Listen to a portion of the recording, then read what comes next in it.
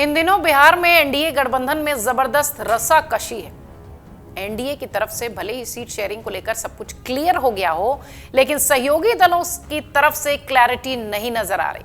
अपनी सीटों की संख्या बढ़ाने को लेकर आपसी मतभेद अब खुलकर सामने आ रहे हैं। इसकी सबसे बड़ी वजह यह है कि बिहार में जो घटक दल हैं उनको भी इस बार सम्मानजनक तरीके से सीटें नहीं दी गई हैं, ऐसा वो कह रहे हैं। हालांकि जैसे ही चिराग पासवान की पार्टी को उनकी पसंदीदा सीटें मिल गईं, तो वो बाकी दलों ने भी अपना शिकंजा कसना शुरू कर दिया प्रमुख दल पर।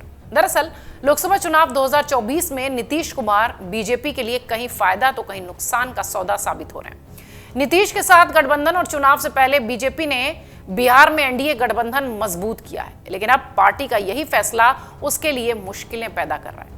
राज्य में सीट शेयरिंग को लेकर काफी अनबन नजर आ रही है। अब गठबंधन पर इसके असर बढ़ने की खबर भी दिख रही है।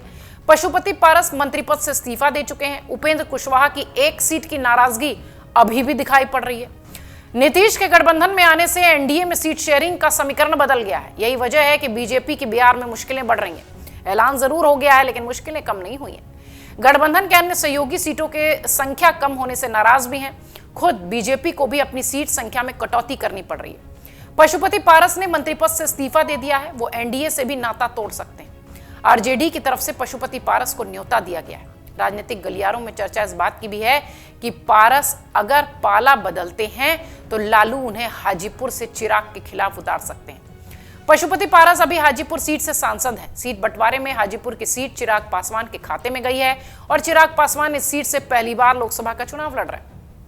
लोकसभा चुनाव से ठीक पहले मोदी के हनुमान कहे जाने वाले चिराग पासवान ने 5 सीटें हासिल कर ली और चाचा को एनडीए से बाहर जाने के लिए मजबूर कर दिया।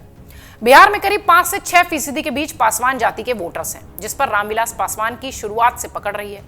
इस वोट बैंक पर अब चिराग की पकड़ बन चुकी है। यही वजह है कि बीजेपी ने ऐन मौके पर चाचा को गच्चा दे दिया कह सकते हैं और भतीजे हनुमान कहे जाने वाले चिराग पासवान को बिहार में दलितों का नेता के तौर पर उजागर कर दिया। यही फैसला गठबंधन टूटने की वजह बना।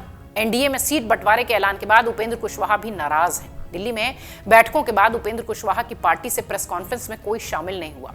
वो मीडिया से न तो खुद बात कर रहे हैं और ना ही पार्टी के प्रवक्ताओं से बात कर रहे हैं।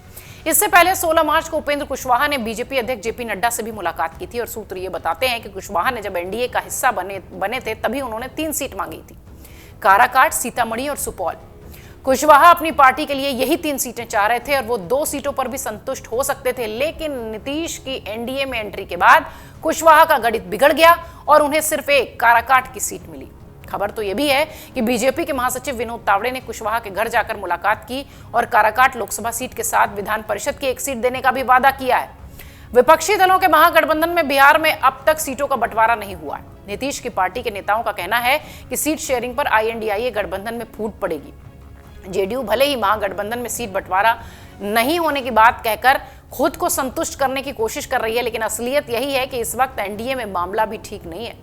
दरभंगा और मधुबनी की सीट बीजेपी के खाते में जाने से नाराज होकर जेडीयू के महासचिव रहे सांसद अली अशरफ फातमी ने जेडीयू से इस्तीफा दे दिया। और सबसे दिलचस्प बात यह है कि इस बार बिहार में एनडीए को अपने घटक दलों के साथ सामंजस्य बनाने की जरूरत है, क्योंकि इस बार मामला 2019 के लोकसभा चुनाव जैसा नहीं है। इसलिए बिहार में एनडीए में मची कलह को दूर करने के लिए बीजेपी आलाकमान की तरफ से काफी प्रयास हो रहे हैं। सीटों का ऐलान जरूर हो चुका है, लेकिन मुश्किलें अभी भी बरकरार हैं।